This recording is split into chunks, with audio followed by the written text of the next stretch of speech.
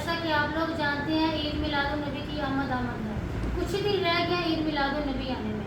جیسے ہم عید الفطر عید قرباں کا انتظار کرتے ہیں، ایک ماہ پہلے انتظار شروع ہو جاتا ہے کہ جب عید الفطر آئے گی، عید القرباں آئے گی، ہم یہ انتظام کریں گے، اس کا اتنی بے صبری سے انتظار کرتے ہیں. یہ کپڑے سلائی کریں گے، ٹیلر کے پاس ٹائم نہیں ہوتا، ٹیلر کو یہ کپڑے دینے ہیں، مہندی لگوانے، چاند رات والے دن ہم مہندی لگواتے ہیں، سویٹ ڈشز کا انتظام کرتے ہیں. جب ہیپی انڈیپینڈنس ڈے آتا ہے، آزادی کا دن آتا ہے، تب بھی سب لوگ میں پہلے ہی سوچنا شروع کر دیتے ہیں کہ ہم نے یہ والے کپڑے سلائی کروانے ہیں، آزادی کے دن ہم نے یہ کرنا ہے، وہ کرنا ہے، اپنے گھروں کی چھتوں پہ جھنڈے لگاتے ہیں. تو جب میرے آقا الصلوۃ والسلام کی آمد کا دن آتا ہے، ولادت کا دن آتا ہے، ہم تو کچھ سوچتے نہیں، کچھ کرتے ہی نہیں ہیں. 12 ربیع الاول شریف والے دن ہمارے آقا الصلوۃ والسلام اس دنیا میں تشریف لائے، اور 11 ربیع الاول والے دن ہمیں چاند رات منانی چاہیے. جیسے ہم دوسری عیدوں والے دن چاند رات مناتے ہیں، ویسے ہی ہم کپڑے سلائی کرانے چاہیے، ویسے ہم خوشیاں منانے چاہیے، ویسے ہی انتظام کرنا چاہیے، ویسے بھی لوگ بنانے چاہیے. ایسا کوئی بھی نہیں کرتا، بہت کم لوگ ہیں جو آقا الصلوۃ والسلام سے محبت کرتے ہیں.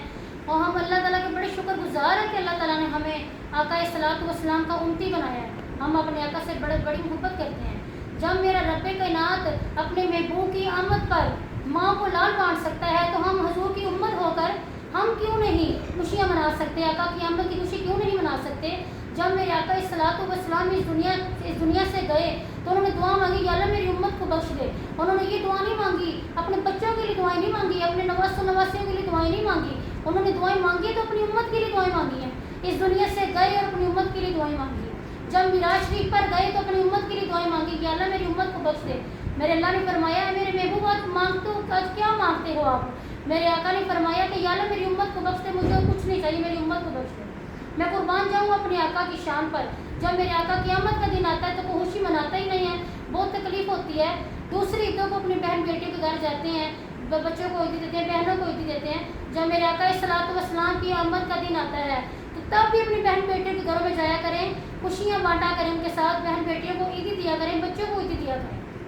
کچھ لوگ ہیں اس دنیا میں، جب میرے آقا الصلوۃ والسلام اس دنیا میں تشریف لائے اس دن اپنے بچوں کو، اپنی بہن بیٹیوں کو عیدی دیتے ہیں. تو یہ سب سے بڑی عید ہے.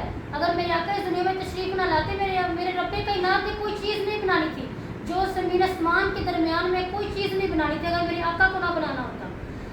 شاعر کیا کہتا ہے، زمانے تے کوئی بھی آیا نہ ہوندا، زمانے تے کوئی بھی آیا نہ ہوندا، جے رب نے نبی نو بنایا نہ ہوندا.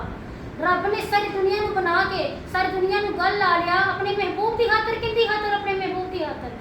ہمیں بھی چاہیے کہ اپنے محبوب کی خاطر، اپنے آقا الصلوۃ والسلام کی خاطر انہیں ہمارے لیے کتنی دعائیں مانگی، ہمارے لیے کیا کچھ نہیں کیا، اور ہمارے دلوں میں اپنے آقا کے لیے محبت ہی نہیں ہے، اپنے اللہ کے لیے محبت ہی نہیں ہے. میرے اللہ کو اپنا محبوب بہت پیارا ہے اور ہمیں بھی اپنے آقا سے بہت پیارا، بہت محبت ہے.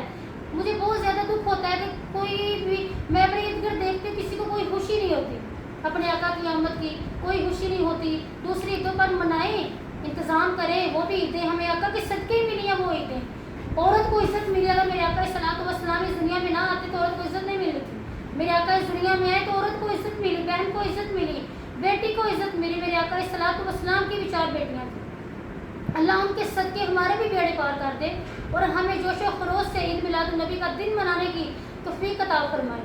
اور اللہ تعالیٰ ہمارے حال پر رحم فرمائے. اور جو میرے بہن بھائی میری ویڈیو دیکھ رہے ہیں، اللہ ہم سب کے حال پر رحم فرمائے، اپنا ہاتھ کرم فرمائے اور اپنی رحمتوں کا نزول عطا فرمائے، اور آقا الصلوۃ والسلام کے نام کی محفل سجانے کی توفیق عطا فرمائے. میرے اللہ تعالیٰ کی بارگاہ کے اندر دعا ہے کہ اے میرے مالک، ہمیں قیامت تک تیرے محبوب کی محفل سجانے کی توفیق عطا فرمانا اور ہماری سب محفل کو اپنی پاک بارگاہ میں قبول منظور فرمانا. آمین ثم آمین.